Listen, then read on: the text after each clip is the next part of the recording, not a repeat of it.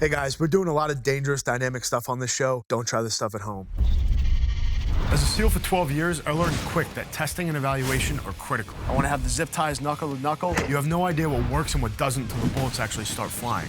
And now that I'm out, I get tons of people asking me all the time about their favorite TV shows and movies. What's realistic and what isn't? Well, there's only one way to find out. It's time to put Hollywood to the test. I'm Dom Rosso, and this is Media Lab.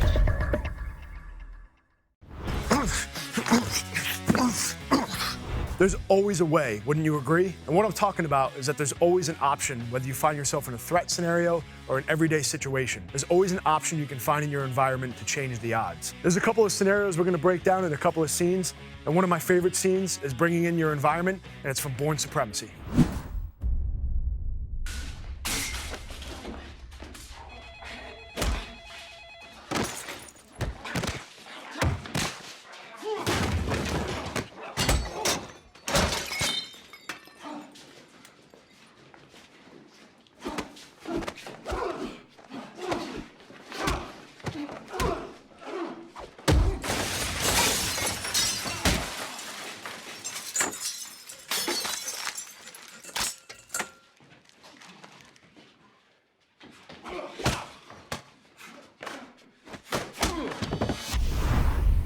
The main thing is when he produces his blade and you want to start creating space and using your environment, you've got to create distance. If he fully extends his blade, what do I have right here? I can't reach him as well as he can reach me. He's got this blade into my neck. So how do I even the playing field? He grabs a magazine, and you can see this. If you actually look up Millwall brick. What's paper made out of? It comes from wood, right? So if this is solid and you roll this up tightly, you can actually use this as a weapon. You can see how hard this can actually get with a few good strikes, that I can have something that's gonna be effective striking this guy.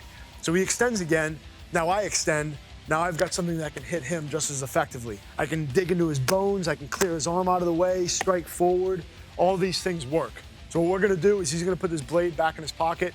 I don't know which hand it's gonna come from, and I gotta move back, roll this up under stress, and be able to clear his hand out and do a couple of effective strikes.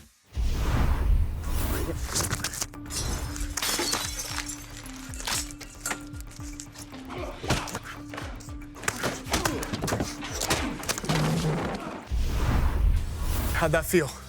Well, those shots to the hand definitely, if they were full force, would have knocked the blade right out of my hand, and then those straight thrusts to the face were pretty powerful. Yeah, there's no question, you know, when you roll these things up right and you actually get them to be really hard, you can see this thing has a lot of force to it. So at the end of the day, what you have to understand is you have to manipulate your environment, but this has nothing to do with magazines or any other tool that you're grabbing. It's about your mindset. So what we're gonna talk about is, you might have seen the movie Killer Elite. It's got one of my favorite actors in it, Robert De Niro. What he does is he's applying his mindset, and he's taking off his jacket in order to fend off a blade to close the distance on his attacker. Let's check it out.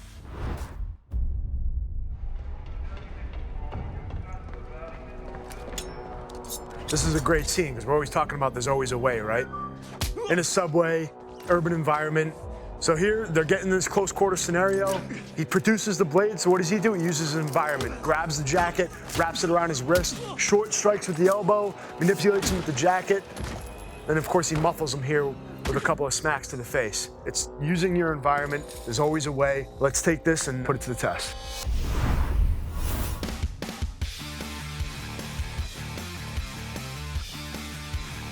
So in the movie Killer Elite, when Robert De Niro is going down the escalator, his opponent locks eyes with him and sees him coming down. When's it ever a good idea to give up the space that you've already taken? Which is exactly why De Niro is able to sneak up on him, because he loses visual of him. So he tucks behind the corner. That gives him a chance to maneuver whatever way he wants to, allows him to sneak up. He comes up and he has the element of surprise. He clearly sees the blade and the weapon that he's using. So why not trap this arm, right? Get the element of surprise, trap it here, and now do your strikes from head button, elbows, knees, go high, low, and then try to knock him out to make him forget that he even has a blade in his hand, right? Take his will to fight away. So instead of doing that, he sneaks up, whistles, does a little jab here, pushes him out into the open. And after they get out here, and they have this reactionary gap built, once he does this first swing, you can see it kind of hit him in the movie, like, okay, I gotta even the playing field, what can I do?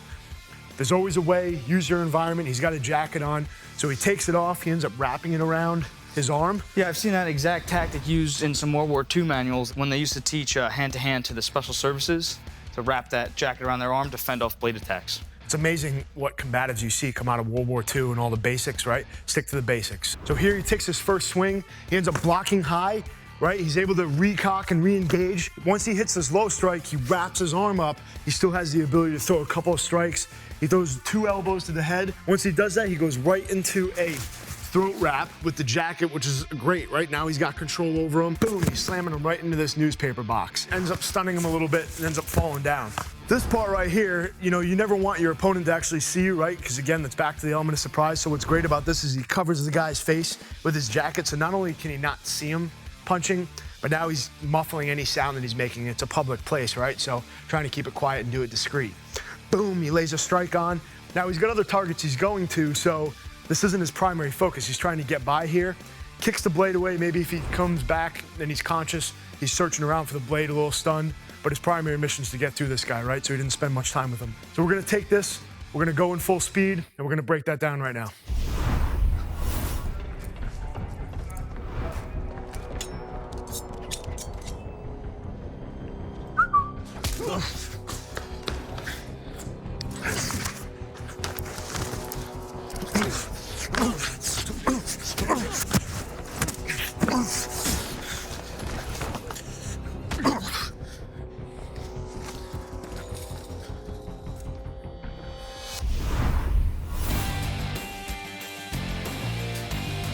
All right, guys, there's always a way, right? Not gonna be the last time you hear us talking about use your environment. So, you know, like we saw De Niro using this, wrapping his arm to close the distance. In the beginning, we saw Bourne use the newspaper to close the distance. Both awesome tools to use your environment. And I thought it was awesome breaking those things down. Yeah, I thought this worked really well. It's better than I had anticipated, especially that choke. It's nice and tight. All right, guys, we're gonna wrap it up with answering a couple of questions that are coming in for the social media. First question is gonna be, if I don't feel comfortable with guns, should I carry mace or a knife? So it's a good question. Obviously, if you're not comfortable with guns, that's cool. I always recommend getting comfortable with them, respecting them, and training with them. But if you're not and you've identified that, mace or a knife are both great tools, learning how to train with them and learning how to apply them. I personally would rather carry a knife because it won't run out. It's a great tool, it's solid, and you can do a lot of damage with it, where mace, there's a lot of guys I've seen fight through that pain. I know if you spray me right now and you have a committed attacker, that's not gonna stop me. So it's a good tool for some attackers, but it's not gonna affect all. If you become proficient with a knife, it's absolutely a great tool you can apply to defend yourself. Next question, what is my favorite movie?